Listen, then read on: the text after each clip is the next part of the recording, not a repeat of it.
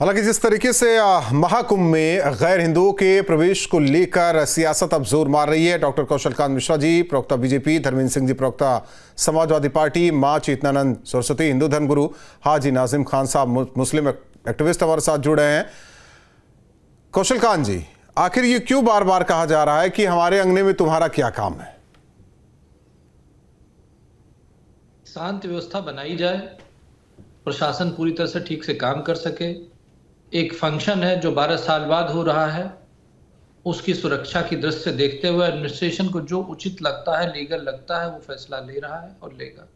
वहां पर जाने वाले आने वाले, चूंकि ये कुंभ 12 साल में जो हो रहा है ये हिंदुओं का फंक्शन है, हजारों सालों से ऐसा होता है।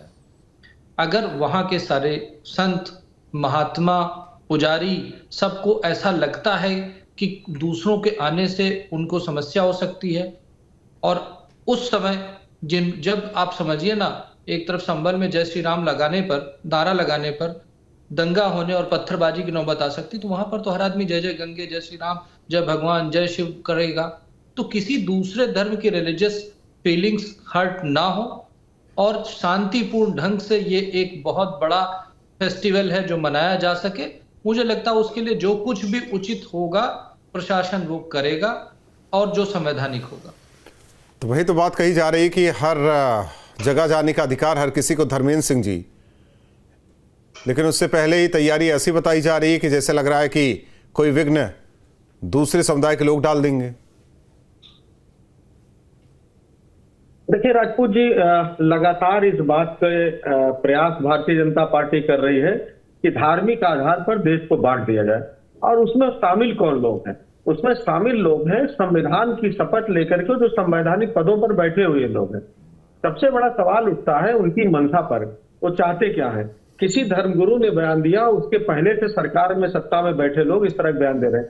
आपको मालूम होगा, जहां तक कुंभ का इतिहास है बहुत पौराणिक है। जब हिंदुस्तान में ईसा पूर्व से लेकर के हर्षवर्धन के काल में कहते हैं कि आते थे और अपने राज की सारी संपत्ति दान करके जाते, तो उस समय का इतिहास है। और अक्षुण्ण रूप से चाहे मुगल काल हो चाहे ब्रिटिश काल हो, लगातार होता रहा।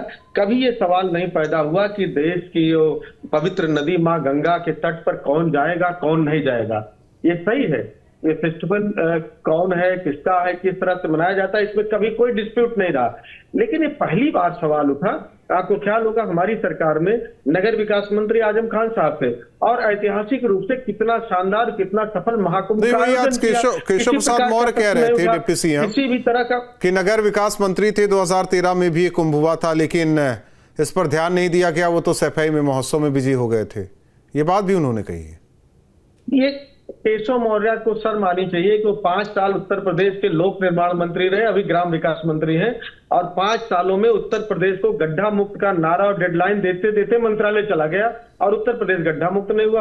और ग्राम विकास मंत्री रहते हुए एक भी काम बता नहीं सकते कि प्रदेश के विकास में ग्राम विकास मंत्रालय लेकिन हम अपने सब्जेक्ट पे रहते हैं। नाजिम खान साहब, लेकिन ये बताइए नाजिम खान साहब, आखिर देखिए किसी को दिक्कत हो रही है तो उस फैसले का भी स्वागत किया जाना चाहिए, इसमें कोई गलत थोड़ी है। कल को आप लोग बोलेंगे कि देखिए यहां नहीं आना चाहिए, हिंदुओं के एंट्री पर बैन है, तो कोई क्यों जाएगा, क्यों विवाद फैलाए या फसाद फैलाए?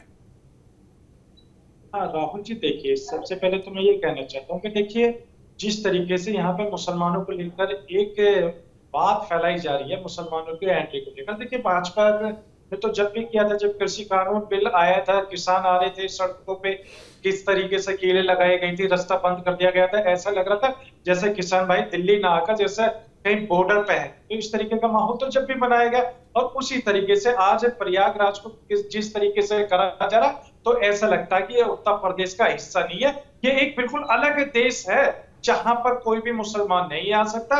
वहां पर कोई भी मुसलमान इस मेले के अंदर इलेक्ट्रिसिटी का काम नहीं कर सकता, कोई भी मुसलमान आकर वहां पर टेंट नहीं लगा सकता। इस तरीके का माहौल बनाया जा रहा है, जबकि मैं ये कहना चाहता हूँ कि बिना मुसलमान के तो वहां पर कोई काम हो ही ना रहा।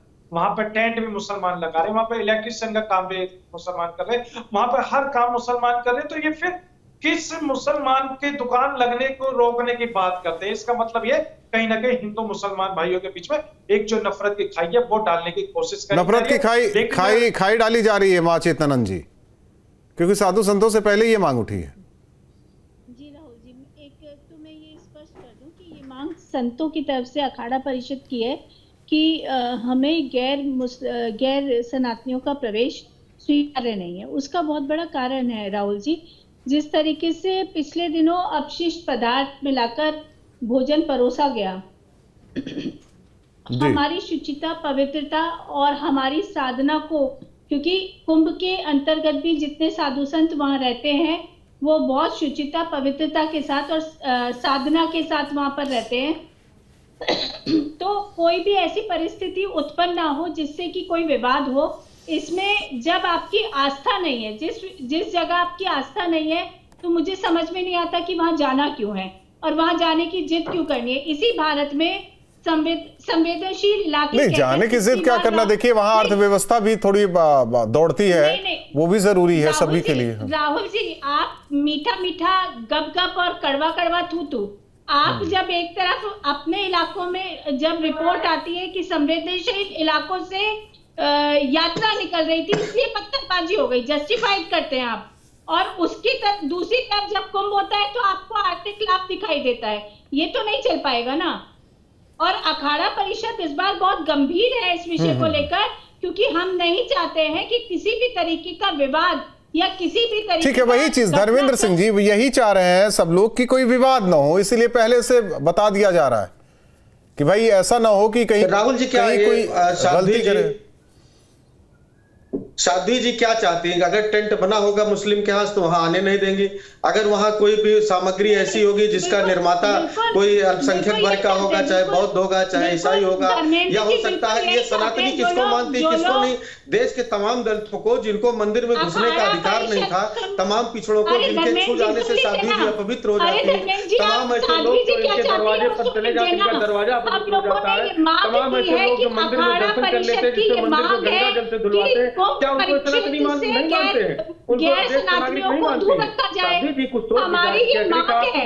लेकिन एक चीज देखिए, एक चीज देखिए, लेकिन धर्मेंद्र सिंह जी एक मिनट, कौशल कांत जी क्या किसी ने एक मिनट कुछ चीजें साफ कर देना चाहता हूं।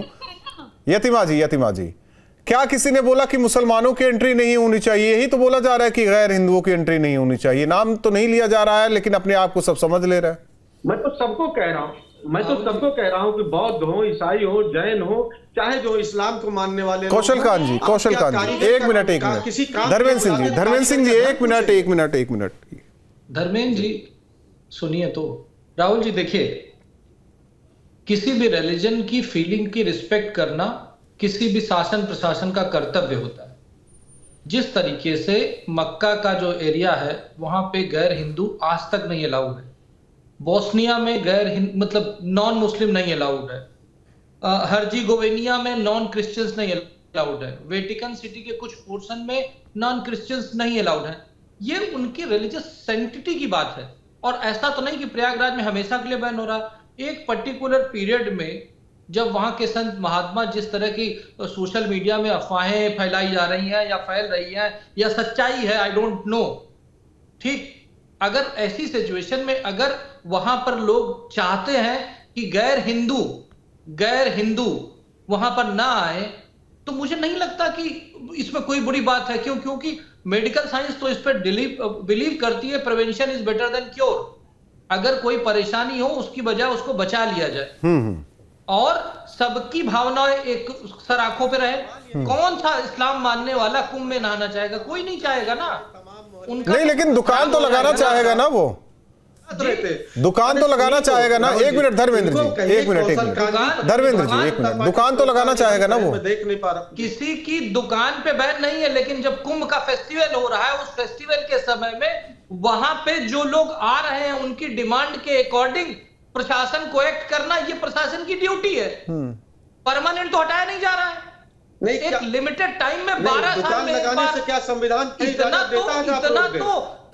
इतनी तो सद्भावना होनी चाहिए, इतनी तो गंगा जमनी तहसील होनी चाहिए, इतना तो भाईचारा होना चाहिए ना कि अगर एक दूसरी- बड़ा भाई दो ये सवाल कह रहा है कि पूछिए। भाई नहीं है तो इस संविधान में तो देखिए, दो सवाल पूछिए। नहीं संविधान में तो यही है ना कि सभी को अपना धर्म मानने का स्वतंत्र अधिकार है, संविधान में भी तो ये भी है। हिंदू धर्म में ठीक है, उसमें नहीं जाना चाहते। नाजिम खान साहब, नाजिम खान साहब, गीता को पढ़ा, नाजिम खान साहब, क्या किसने क्या पढ़ा छोड़ देते हैं। नाजिम खान साहब, मानस बदलने वाले एक मिनट, आप दोनों लोग जरा शांत रहिए। नाजिम खान साहब, देखिए पहले से बताया जा रहा है तो इसमें इफ और बट वाली कहानी नहीं है। हाँ राहुल जी, देखिए सबसे पहले मैं ये बात और क्लियर करना चाहता हूँ। देखिए मुल्क संविधान से चलता है, आस्था से नहीं चलता। देखिए लकुम दीनुकुम वलिय दीन। एक मिनट, यतीमा जी। हाँ देखिए, मेरा दीन मेरे साथ, आपका दीन आपके साथ। ठीक है, हम लोगों को कोई दिक्कत नहीं है। लेकिन जब बात अभी आती है कि हम लोगों को क्या दिक्कत है, हम लोगों को दिक्कत यह है कि वहां मुसलमान अगर दुकान लगाएगा, मुसलमान हिंदू भाइयों की जाकर दुकानों पर से सामान लेकर यहाँ पर इसमें कुंभ में लगाएगा, तो कहीं ना कहीं हिंदू भाइयों का रोजगार चलने वाली बात होती है। और देखिए कहीं ना कहीं इस तरीके का माहौल देश के अंदर बनाया जा रहा। और एक चीज और, अभी भाजपा के प्रवक्ता नहीं वो छोड़ देते हैं, यतीमा चेतनानंद जी, नहीं संविधान 30 सेकंड, एक मिनट, टाइम नहीं है यतीमा जी, जल्दी। देखिए संविधान से देश किस तरह से चल रहा है वो तो हमने देख लिया। हमने देखा कि संविधान की शपथ लेकर संसद में जाने वाले लोगों ने भड़काया, एक मॉब को इकट्ठा किया, वहां भड़काया और वहां पत्थर जलाए गए, वहां आगजनी की गई, वहां पुलिस वाले को यहाँ पर मारने का प्रयास किया गया।